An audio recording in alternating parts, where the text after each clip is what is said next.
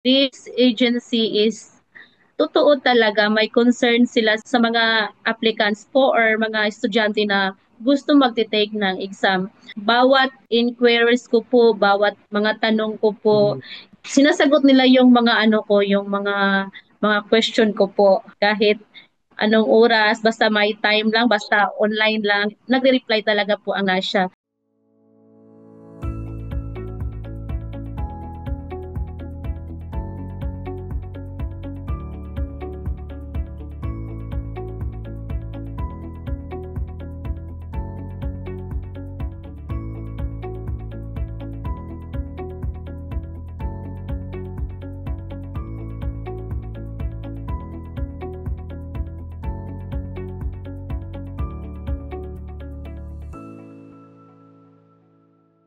Good morning, good afternoon, good evening, nurses. My name is Chris from Nasha Business Consultancy Services. And with me today is Nurse RB Hiraga, RN USRN from Zamboanga del Norte. And today, Yes. she will share her journey of becoming EUSRN. How are you, ma'am? Can you introduce yourself? Hello sir, I'm fine. I am RB Hiraga sir, and actually po, nakilala ko ang Nasha is through my friend, my colleagues before. Na-introduce niya sa akin po na magpa-assist sa inyo. I did research po. Nagbabasa ako doon ng mga reviews tungkol sa Nasha. My friend, pumasaman siya sa NCLEX with the assistance of Nasha. Doon ko na sa sarili na this is legit. My experience po with Nasha is na-appreciate ko po talaga kasi nung una, nung sabi niyo po na mag-submit lang po ng papel for pre-evaluation, doon ko po na this agency is totoo talaga may concern sila sa mga applicants po or mga estudyante na gusto magte-take ng exam. Bawat inquiries ko po, bawat mga tanong ko po, sinasagot nila yung mga yung mga question ko po. Kahit anong oras, basta may time lang, basta online lang, nagre-reply talaga po ang Nasha. Na-appreciate ko po talaga sa Nasha is malapit na po talaga yung exam ko.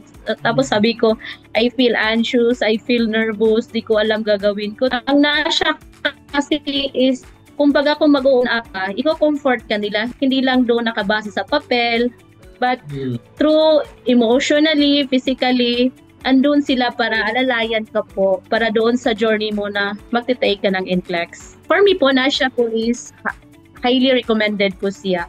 Ang babait ng staff ng Nasha po, willing to help po, bawat tanong, bawat mo sa kanila, nagre-reply talaga.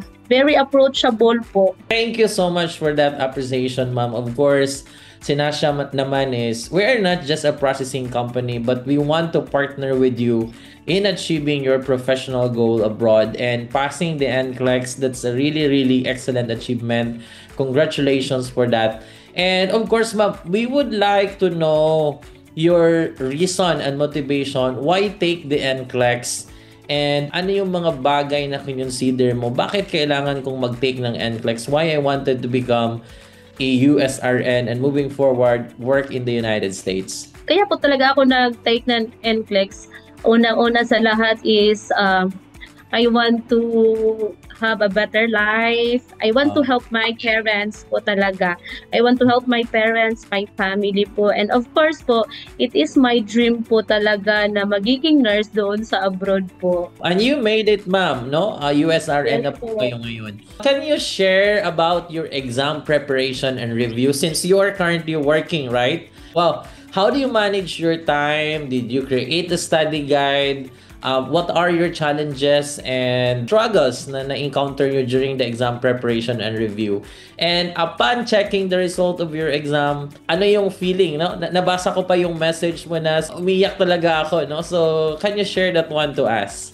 Actually po, nung nagpo-process pa lang po ako ng mga papers ko, yung binigay ko po sa inyo lahat, naalala ko mga 2 to 3 months, tapos na yung papel ko, kulang na lang magti-take ako ng exam. Tapos in-update nyo ako, tapos sabi nyo, how's my review? Actually, that time po, hindi pa po talaga ako nagre-review. Sabi ko, by July, I need to take the exam kasi sabi ko, okay na yung papers ko, kulang na lang magti-take ako. So sayang yung bayad ko, yung Yes. pag-a-assist niyo sa akin, tapos hindi ko siya iti-take. So, sayang yung panahon na yun.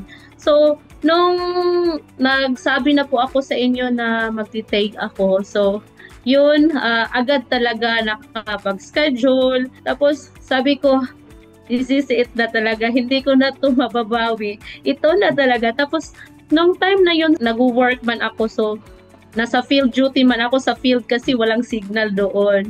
Yeah. Kasi nurse ako, pero nandun ako nakabase sa field. Walang signal. Wow. Tapos, sabi ko, paano ba to? Busy man sa field, walang signal. Pagkagabi po, sir, ganito yung ginagawa ko.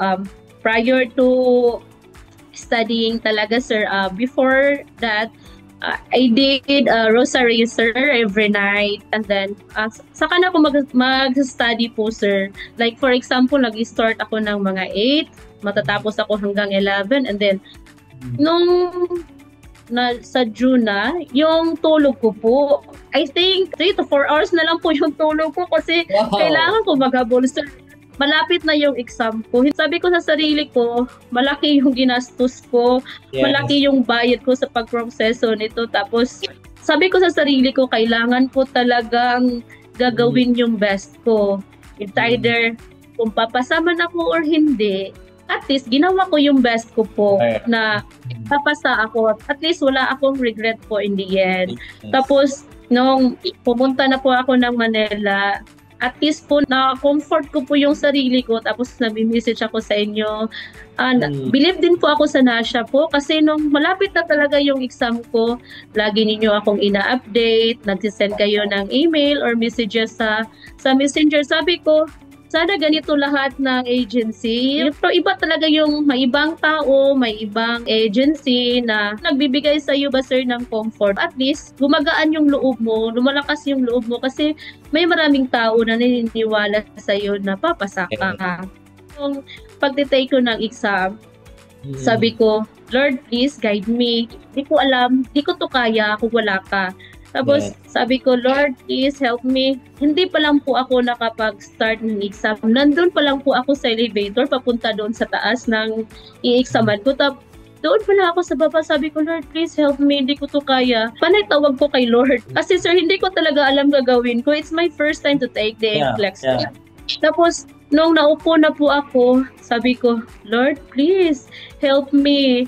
Nung naupo na ako, doon ko na nararamdaman na yung lamig ng kamay ko nawawala na, unti-unti nang umiinit yung mukha ko, yung katawan ko. Pag first read ko pa lang doon sa question, di ako sigurado, pero sabi ko, Lord, ikaw na po bahala. Although may knowledge ako, hindi ako gumagawa ng question, so hindi ko po talaga alam kung tama ba yung sinasagot ko or hindi. Basta alam ko, si Lord, kasama ko. Sabi ko sa sarili ko, Lord, please allow me to answer more than 85 items po. Nung nasa 84 items na po talaga ako, sabi ko, Lord, anong gagawin ko? Sir, matagal po talaga clinic yung number 84. Tapos nasa number 85 na ako, Lord, Diyos ko, nandito na ako sa number 85. Sabi ko, Lord, please, allow me to answer more items. Baka hindi ako papasa sa 85. Tapos nag-stop talaga, sir. Yung mukha ko parang hindi ko talaga maipinta, sir. Sabi ko, ano ba to? Hindi ako sigurado na papasa ako. Tapos na akong mag-exam, lumabas ako. Parang ang sakit talaga ng ulo ko po, sir. Tapos nandun ako sa room ko po. Iyak talaga ako ng iyak. Ang hirap ng exam. Hindi ko alam kung papasa ba ako. Sabi ko, baka hindi ako makapasa sa exam. Sabi ko, hindi, si Lord na bahala. Basta, I did my best already. Tapos, nung 2 days, pagkatapos ng exam, nagme-message kaagad ako sa inyo. Sabi ko, Sir, how much is the payment for quick result? Kasi, sir, hindi ako mapakali. Gusto ko talaga agad malalaman kung pasado ba ako. Kasi gusto ko umuwi ako ng Mindanao sana na alam ko na yung resulta. Tapos, sabi po niyo, available po within 48 hours. So, sabi ko, sige, I have to wait 48 hours. But then, nung Saturday po, bago ko po nalaman yung result, I did scan my cellphone po. Naka-Facebook po ako. May video doon na it's about, sabi ni Lord daw, yung blessing daw, hindi mo matatanggap kung hindi mo i-open yung kamay mo. Tapos panaiyak ko talaga. Noon, nag-message yung Nasha, 6:15, 6:30 in the morning. When I open po, sabi man doon, congratulations. So sabi ko, bakit nag-congratulate kung hindi man ako pasado? So, nung tinignan ko po talaga, napasado ako pala, iyak ko po. Di ko lubos po akalain kasi hindi naman po ako ganun katalino po. So, I'm very thankful po kay Lord God talaga sa lahat. Sa inyo na tumutulong po doon sa pag-aasikaso po ng mga papeles ko po.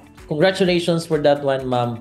Lahat po ng sacrifices ninyo and struggles ninyo are worth it. Talagang kasama nyo si Lord sa pag-abot ng mga pangarap ninyo. Naging kasama nyo po siya, tinulungan po kayo.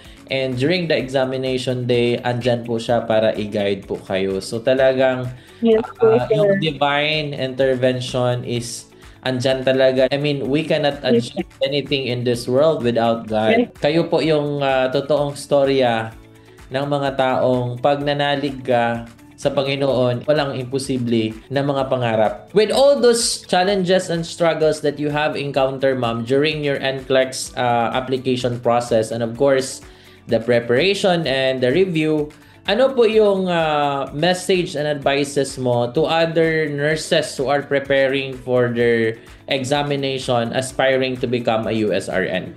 For those who want to take the NCLEX po, join Nasha po. For me po, Nasha is hassle-free talaga from the start, sa pag-submit ng papel nyo hanggang sa matapos sa journey nyo. Hindi talaga kayo pababayaan ng Nasha po. Thank you so much for that one, ma'am. And of course, we are excited and fortunate to see you in the coming months and years working as a registered nurse in the USA.